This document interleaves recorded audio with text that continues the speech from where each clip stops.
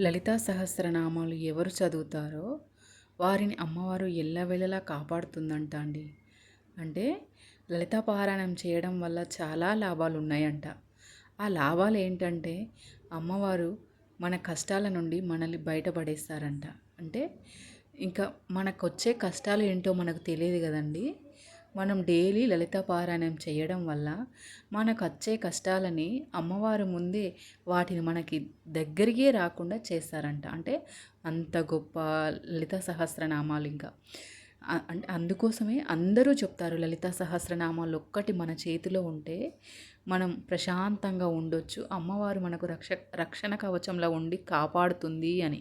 అంటే ఇప్పుడు ఒకవేళ ఏమైనా బాధలు వచ్చినాయనుకో, ఆ టైంలో లలితా పారాయణం చేస్తే తప్పకుండా ఆ బాధల నుండి మనం బయటపడతామంట. హయగ్రీవ స్వామి అగస్త మహామునికి చెప్తున్నారు.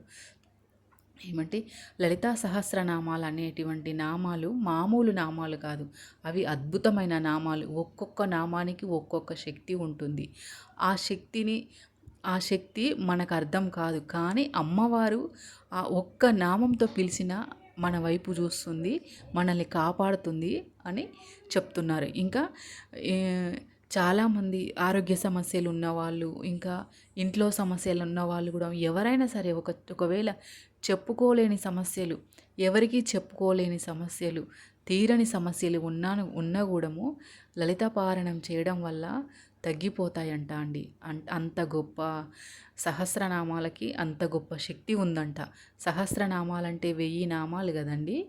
1000 నామాల దగ్గర అమ్మవారు, మనం 1000 నామాలతో అమ్మవారిని పిలుస్తున్నప్పుడు అంటే ఒక్క నామం దగ్గరైనా అమ్మవారు మన వైపు చూస్తుందంట. అంటే మనం అనుకుంటాం మనం చదువుతున్నాం కదా, అమ్మవారు వింటారో లేదో అని, అంటే బాధలు తీరుతాయో లేదో అని చాలామంది అనుకుంటారు. కానీ లేదంట, అమ్మవారు ఒక్క నామం మనం మామూలుగా అమ్మ అని అమ్మవారి పేరుతో ఒక్క నామం పిలిచిన కూడము అమ్మవారు చూస్తుందంట. మనం పిలిచిన ప్రతి నామానికి, మనం మొక్కిన ప్రతి మొక్కికి అమ్మవారు ఫలితం ఇస్తుందంట. అంటే మనకు తెలియదు ఆ ఫలితం ఎట్లా ఉంటుంది అనేది, కానీ అమ్మవారు మనకు వచ్చే బాధలను ముందే రాకుండా, అంటే పెద్ద సమస్యలు వచ్చేటివి ఉంటే చిన్న సమస్యతో సరిపెడుతుందంట. అంటే మనం తట్టుకునే బాధను మాత్రమే మనకు అమ్మవారు ఇస్తారంట.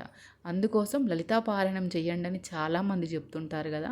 లలితా పారాయణం అసలు ఎలా ఉద్భవించింది అంటే వశిన్యాది వాగ్దేవతలు రచించినారు. అంటే వశిన్యాది వాగ్దేవతలు అంటే అమ్మవారి నుండి ఉద్భవించిన దేవతలే వశిన్యాది వాగ్దేవతలు. అంటే భక్తులందరికీ అమ్మవారు అంటే అమ్మవారికి ముందే తెలుసంట. అంటే ఒకవేళ భవిష్యత్తులో బాధలు వస్తే నా భక్తులు, నా బిడ్డలు ఎక్కడికి వెళ్తారు, ఈ నామాలతో స్మరిస్తే నేను తప్పకుండా వారిని కాపాడుతుందని అమ్మవారి నుండి వశిన్యాది వాగ్దేవతలని సృష్టించి వశిన్యాది వాగ్దేవతలు ఈ సహస్రనామాలు రచించినారండి. ఈ సహస్రనామాలలో ఒక్కొక్క నామానికి చెప్పలేనంత అర్థం ఉంటుంది. అంటే ఆ ఒక్క నామానికి అర్థం కూడా తెలుసుకోవడానికి కూడా మనకి జన్మ సరిపోదంట. అంత గొప్ప నామాలండి. ఆ ఒక్కొక్క నామానికి ఒక్కొక్క శక్తి ఉంటుందంట. అంటే ఆ శక్తిని కూడా మామూలు మనుషులు తట్టుకోలేరంట. అంత గొప్ప నామాలంట అండి నామాలు. అందుకోసమే అందరూ లలితా పారాయణం చేయడం నేర్చుకుంటే వారి సమస్యల నుండి బయటపడొచ్చని చాలామంది చెప్తుంటారు కదా. అందుకోసమే లలితా పారాయణం చేయడం నేర్చుకోండి. దీనివల్ల మనకు చెప్పలేని సమస్యలు ఉంటాయి కదా ఇంట్లో, ఆ సమస్యల నుండి ఈజీగా బయటపడొచ్చు అంట. అంటే మనకు ఇప్పుడు కొన్ని సమస్యలు బయట కూడా ఎవరికి చెప్పుకోలేము, చెప్పినా కూడా తీరని సమస్యలు ఉంటాయి.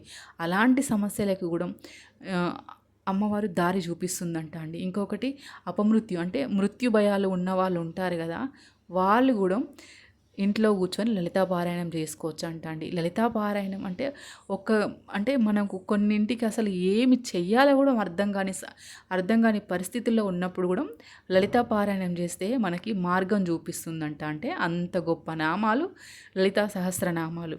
ఇంకా ఒక్కటి అని చెప్పలేమండి. ఎలాంటి సమస్యకైనా సరే అమ్మవారి దగ్గర విరుగుడు ఉంటుందంట. అంటే విరుగుడు అంటే తెలుసు కదండి. ఎలాంటి సమస్యకైనా అమ్మవారు దారి చూపిస్తుందంట. అంటే ఆ సమస్య నుండి మనం ఎలా బయటపడాలి అనేది కూడా జ్ఞానాన్ని అమ్మవారు ప్రసాదిస్తుందంట. ఇంకోటి లలిత పారాయణం చేయడం వల్ల ఏంటంటే మనలో ఉన్న దుష్ట శక్తులు కూడా పోతాయంట. మనం కూడా అమ్మవారి లక్షణాలు కలిగి ఉంటామంట. అందుకోసం అందరూ చెయ్యండి.